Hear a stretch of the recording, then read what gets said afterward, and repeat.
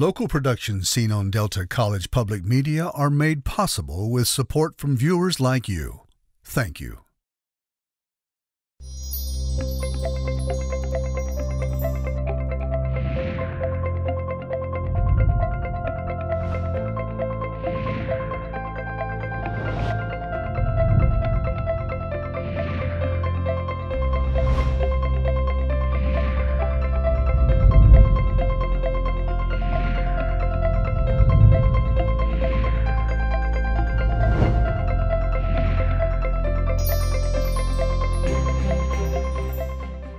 Hello, everyone. Welcome to Junia Doan's The Spark. I'm Junia Doan.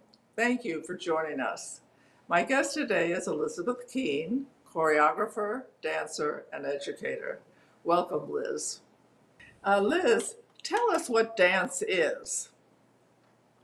Dance is movement. Is it across a lot of cultures? Of course, every culture has its movement. You can go to the most remote tribe hidden in the deep in the Amazon that's nobody's seen, or you can go to the most sophisticated dance company in the world, New York City Ballet, the Bolshoi, the British Ballet at Covent Garden, any American company, and they're moving. There's no culture that doesn't have its own movement style. And why do you think it's important? We move. Human beings move. They either walk, they run, they hop, they skip, they gallop, they fall down and roll on the floor. They move. And we try to move in a more coordinated way, or it might be in a more expressive way, or in a more functional way, whether it's to bat in Right. baseball, or to toss a basketball, or to ride on a pony and hit something or other with your mallet, play croquet. You're moving, and gesture is such a part of life. We don't just move our mouths; we say things with our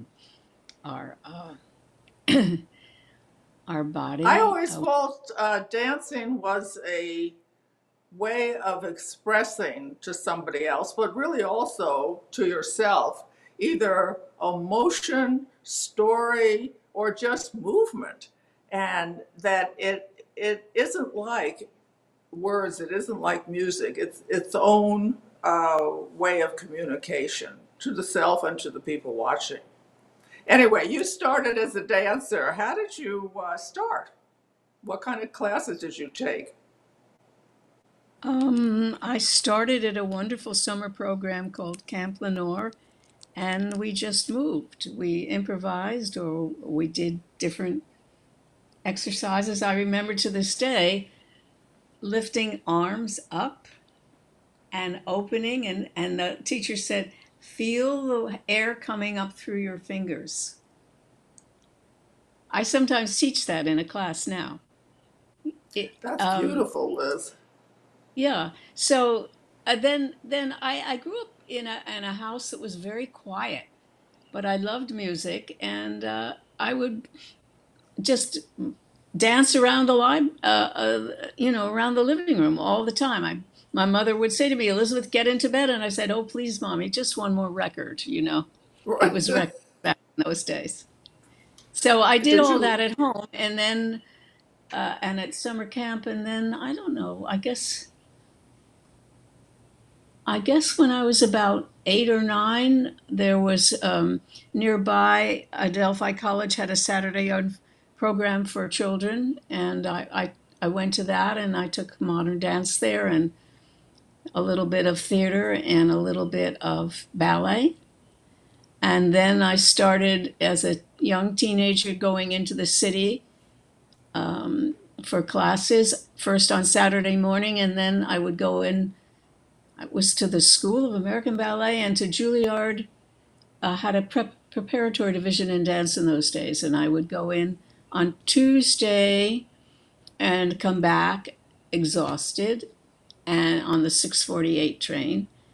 And then on Friday, I would go in and take a lesson and stay overnight at this wonderful apartment belonging to friends of my parents, and then take more classes on Saturday, and in the afternoon go to the museum or to a Broadway matinee. Anyway, that was the early introduction, and I just kept going. Do you think you have a body that, or is there a body that's made for dance? Well, there's certainly a body that's more freedom, has more freedom in the joints. Different people or different companies prefer a certain physical style, but actually recently there's been a big movement, mainly by oh gosh, I'll think of his name in a second. Anyway, that all bodies should be included. You don't have to be thin as a rail. It's the coordination is extremely important. The thing is, though, that the dancer is really like a racehorse, and is and if you're built for speed, you tend to be more slender. But there are all kinds of ways to move. You know, you can move like a big 100-ton guy and get some very interesting movement out of that. I So, did is there dance for some several field? years, and then you went back to school to learn choreography. Was that right? Or what moved you in How did that that work? Well, direction? I was always making up dances, my own little dances, and I would do them in school assembly programs. And then I guess it was between my junior and senior year in high school. There's something that still exists called the American Dance Festival. And now it's in Durham, North Carolina, but it used to be at Connecticut College in New London. And I went there, it was a 6 weeks program, and you took various techniques, modern techniques, Graham technique, Limon technique, different improvisational courses, but there was also composition. And the composition was given by two different people. The main person I studied with there over 2 summers, that summer and the next summer, was a man named Louis Horst, who you might call the great granddaddy at this point of dance composition. And he was connected with Graham. He was the musical advisor for the Ruth St. Dennis Shawn, the Dennis Shawn company, which was then out, I think, in San Francisco. And he was very knowledgeable about art and what was in current about music and the visual arts. So that he taught 2 classes. I took both of them. One was called Pre-Classic Forms, which is the Baroque musical suite, saraband, uh, Galliard, minuet, all different kinds of musical forms that were different tempos and different qualities. And you learned about theme and developing a theme, but in a certain style, which usually you would invent the style in relation to the music, but the music didn't have to govern the way they danced in the late Renaissance and early Baroque period. His second course was called Modern Forms. And what he did there was he took the current tenets, some of the current tenets in the visual arts, such as flatness or the use of the archaic. Uh, what else did we do in that class? A medieval style where everything sort of tipped over to the side. Um, Indigenous dance, jazz, different ethnic forms that you might want to copy. And so you did these small studies where you learned the dances would be 1.5, 2 minutes long at the most, sometimes less, but they were focused and concentrated on particular aspect of choreographic craft.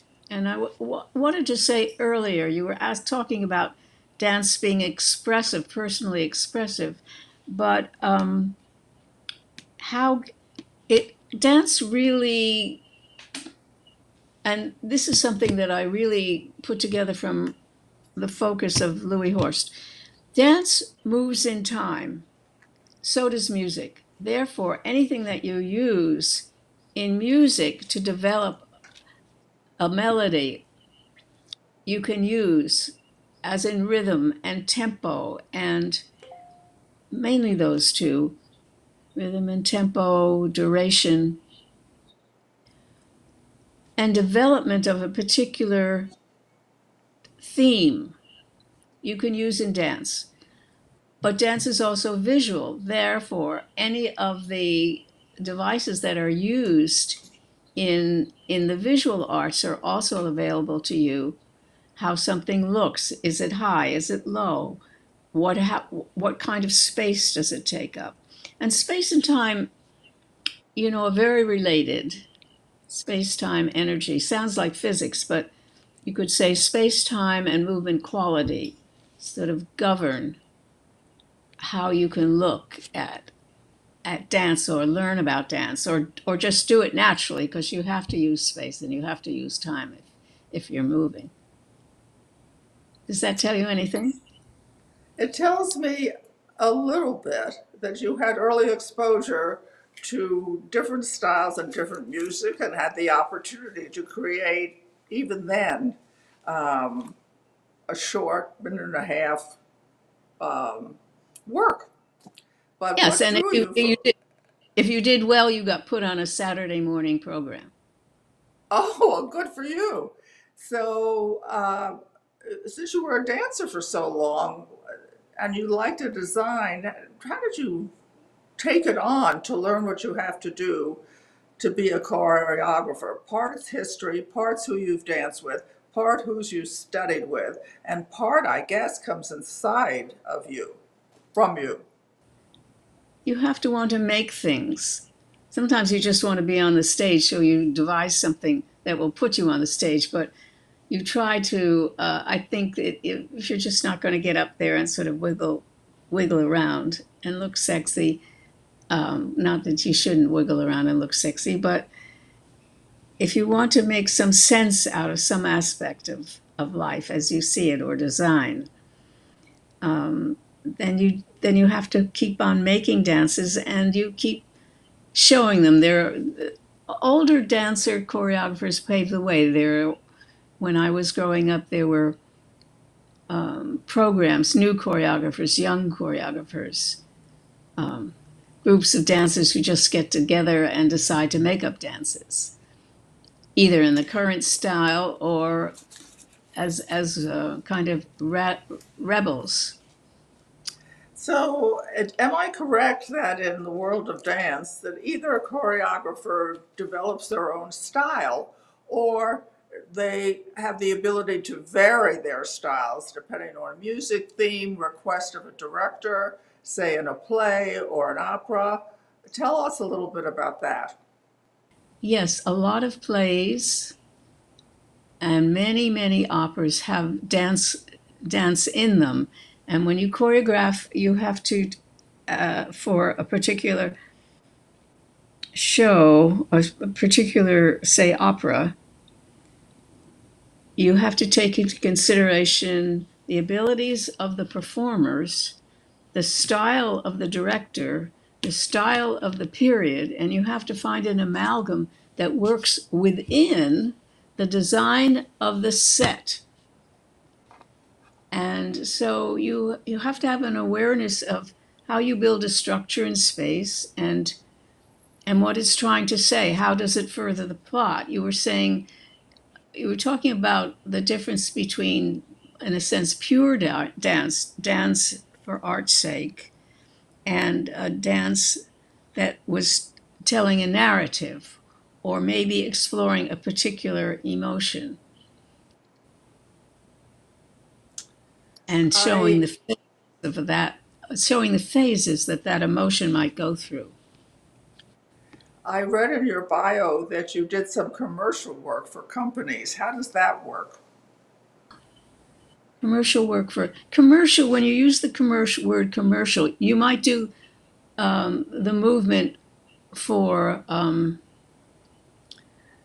singing. Now you'll have to help me out.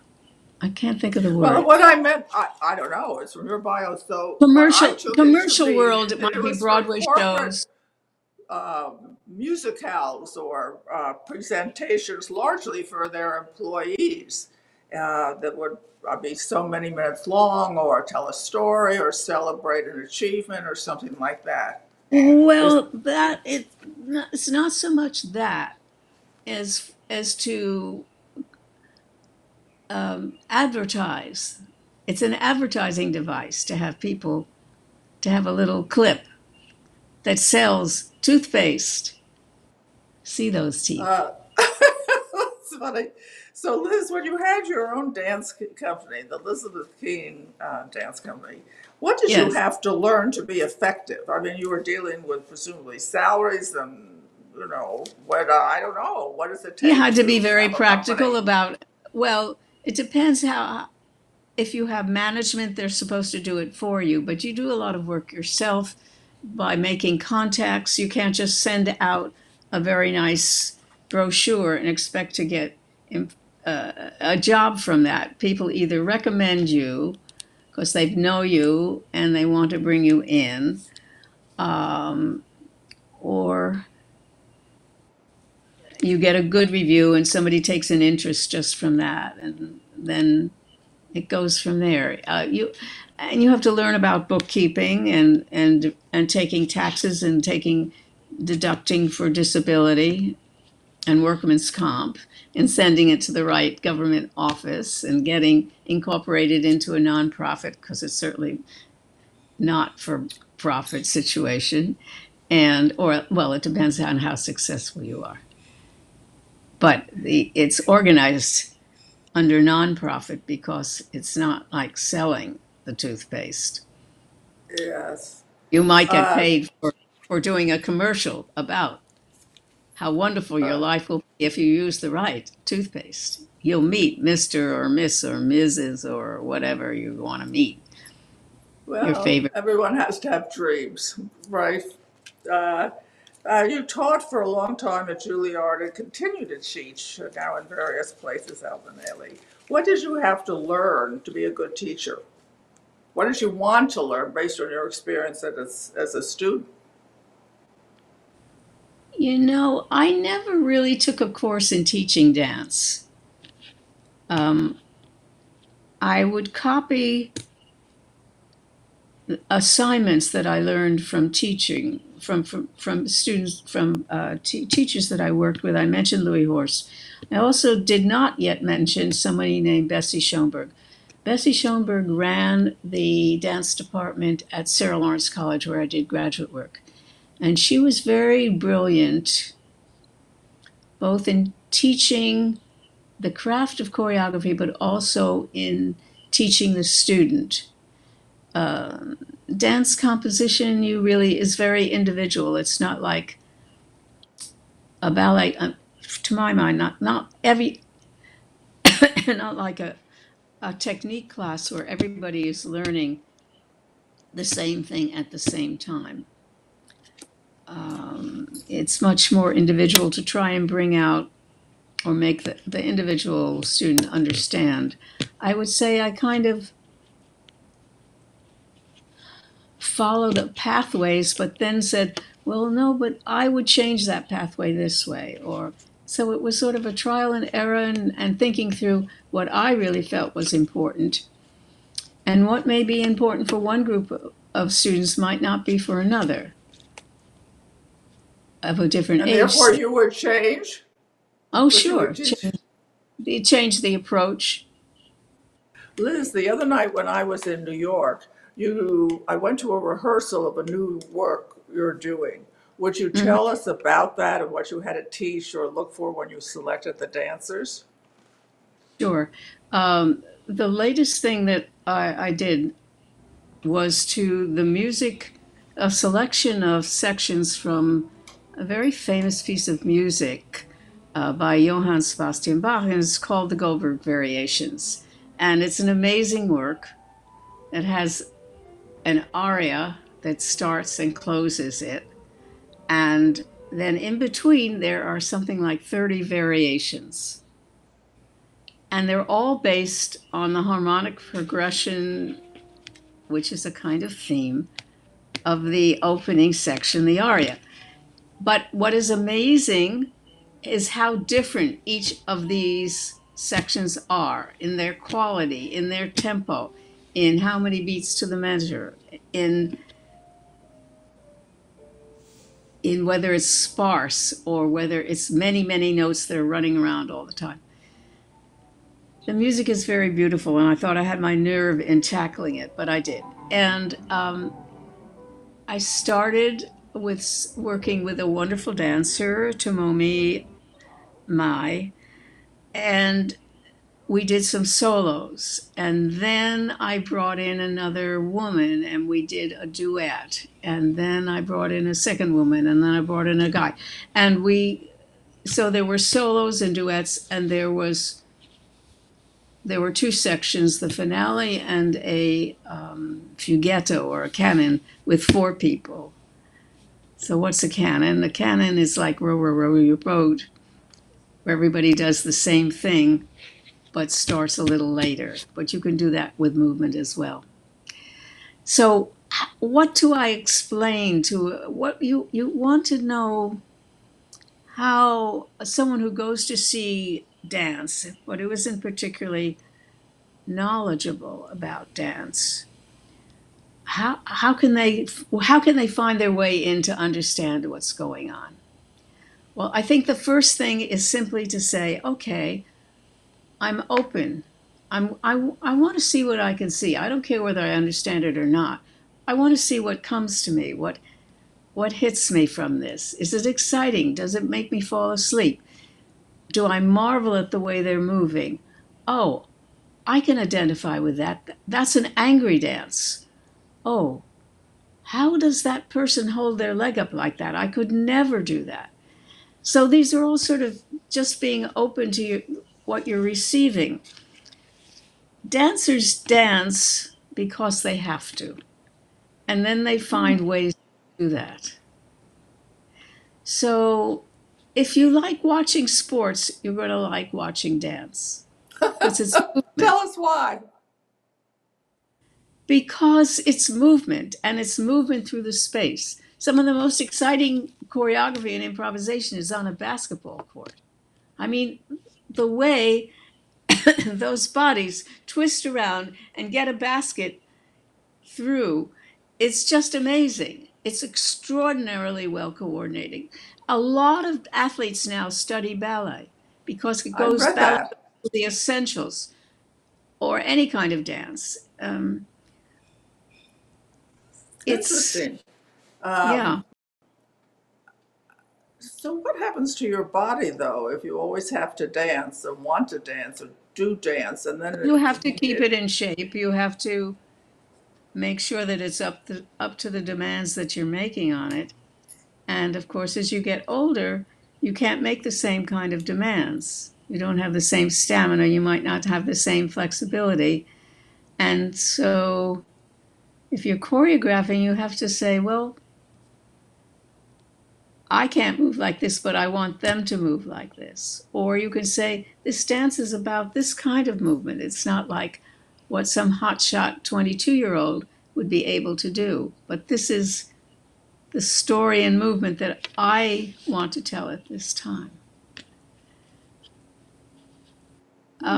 what classes do you take yourself at this point I take with dance? just an extra class. I take a ballet bar, and I take I take an exercise class with the weights.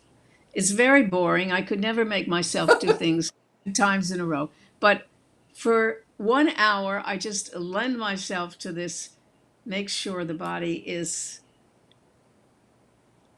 being enabled in terms of strength and endurance. and breathing. A lot of people take yoga now or breathing classes, and there's been a lot of investigation in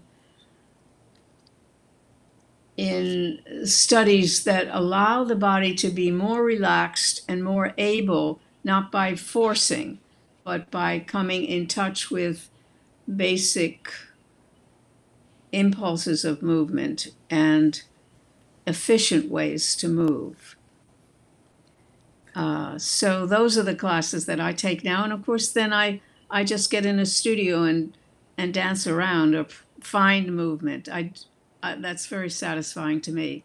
I can think, oh, I don't feel like moving today. But the minute I start, or the minute music will sometimes get me going, or just an idea. And I'm often running, even though I think, are you really doing this at this age? But I don't Okay. quite. Lizzie, I have to wrap it up now, but thank you. Of course, you're doing it at this age. You know, you're just adjusting differently. So dance is movement. Dance is important because its own language.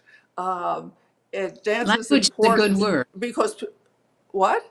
Say Language people is are a very good word. Language, the language language or and the vocabulary of movement, which can take yes. many shapes. And the dancer is drawn to dancing, and I It's a understand that. So wherever you necessity. are, wherever you are in life, as you always hear me say, go out and do something kind for someone you know and someone you don't know, and thank Liz for sharing her life when she next comes to Michigan. Okay, be well. See you next week. To contact Junia, send her an email at juniadonsthespark@gmail.com.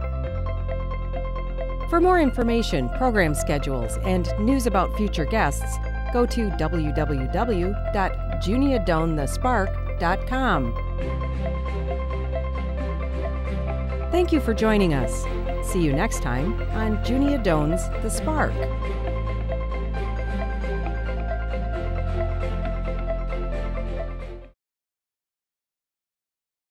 Local productions seen on Delta College Public Media are made possible with support from viewers like you. Thank you.